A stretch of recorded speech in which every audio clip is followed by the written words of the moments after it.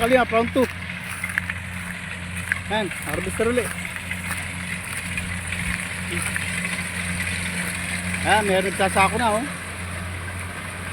Nasako na. Yun, laglag. High tech oh, laglag.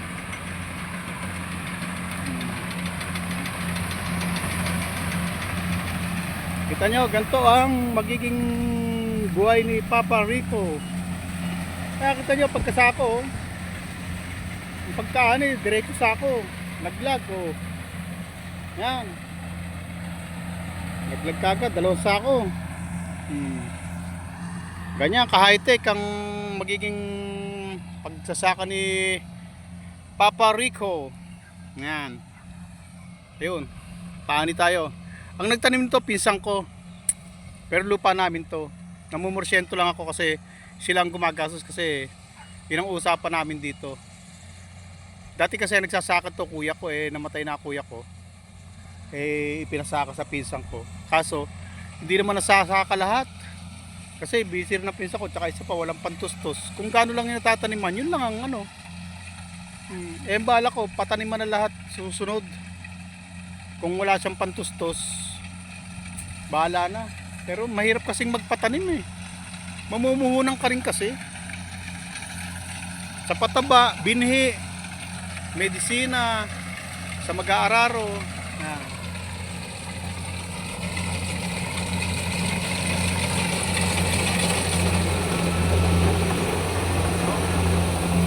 Sako. Kari kumito. Hitam. Ani kagad, ang bilis. Mamaya pagbalik niya, maglalaglag na naman sa ako yan. Ano? Ganyan ang high-tech ngayon, harvester. Hindi tulad ng dati mano-mano. Yung iba nagmamano-mano pa, nag-aani pa ng ano. Pero ngayon, sabi ko sa pinsan ko, ganun din naman yan. Matagal pa yung mag-aani, samantalang ito, mabilisan. Ganun din naman, ibabayad sa mag-aani, tapos ibabayad sa harvester, ganun din. Mas maganda harvester, mas mabilis pa. Tanyo.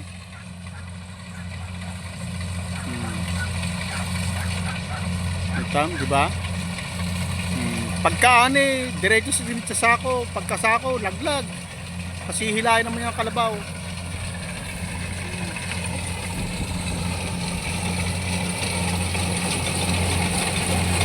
Ayun, laglag.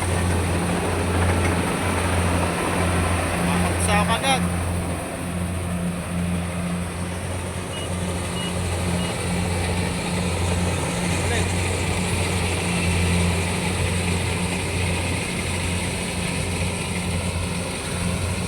Laglag, ayan. Kita? Bilis.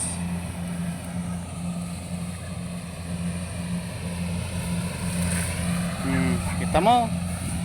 Kaya kung may pantustos ako tutustos dito, patatanim mo ko lahat yan. Ang kaso, wala, hindi tayo marunong magtanim. Wala tayong knowledge dyan, yung pinsan ko nakakaalam dyan. Pero pantustos, pwede. Darating ang panahon, magiging magsasakang ano ako.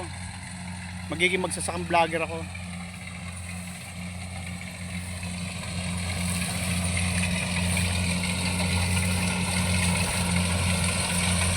Atras, para isang diretso. Patas ako na.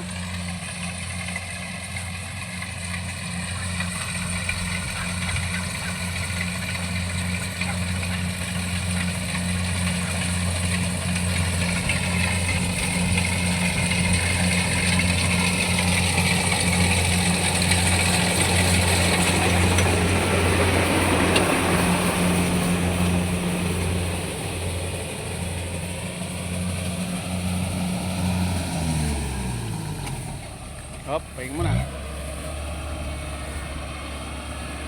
Saan pupunta?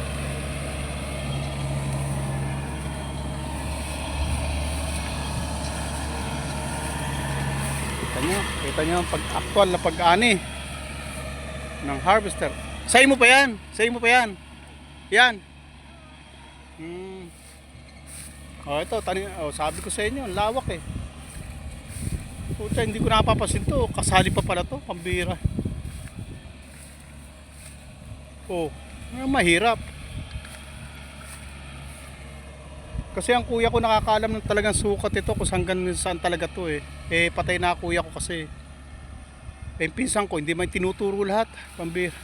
Meron pa pala doon, ayan pa pala oh. Ani pa pala doon. Mula pala doon oh. Hanggang doon. Kaya pala 4 na hektarya. Malawak din pala 4 na hektarya. Ay, kita nyo.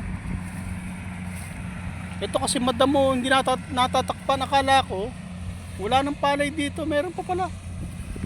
Pambir. Kita nyo, ito yung lupa namin. Nanaman ako sa lolo ko at sa mama ko. Ngayon, sino sa atin ng namundok? Kala nyo namundok ha? Hasindero kaya ako ngayon. Paano ako ng palay sa hacienda na naman ako? 4 na hektarya. Bagay, 4 kami dito maghahati-hati eh. Kaso, yung mga kapatid ko, wala. Hindi mga interesado. Yung kuya ko kasi namatay na. Kaya ako naman ngayon magsasaka rito. Eh di paano ngayon yan? Ha? Mga antay-kalingap. Tanyo? Ito yung lupa na hindi nataniman na sinasabi ko, nakasama sa lupa. Na sinasabi ko sayang. Walang pantustos yung pinsang ko. Hindi nataniman lahat. Ito, ayan o. Karugtong yan o. Tapos may patubig naman dito. Ayan o, ito yung lupa pa, ayan o. Na hindi nataniman. Ang lawak pa niya hanggang dun yan sa may mga puno na yun, may mga nyug na yun. Hanggang dun yan. Malawak yan. Eh nakita nyo naman yung hindi nataniman o. Ang dami. Ang lawak ng hindi nataniman. Kaya obligado akong dito talaga ako para maasikaso yan.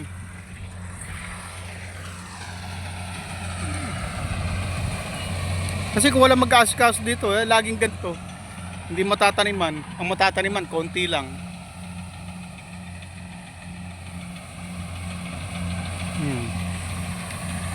Tanyo? Sayang ang lupa na hindi nataniman. Wala mag-asikaso. Wala ang kuya ko, nawala na. Napatay na. Eh ngayon, ako nandito. Kaya mga kalingap ha, ilalive ko to. Itong vlog ko na to, ilalive ko. Para maipantindi ko sa mga anti-kalingap na yan, na nangangantsaw sa akin na sila ang dapat kong kantsawan. Kayo ha, namundok ha.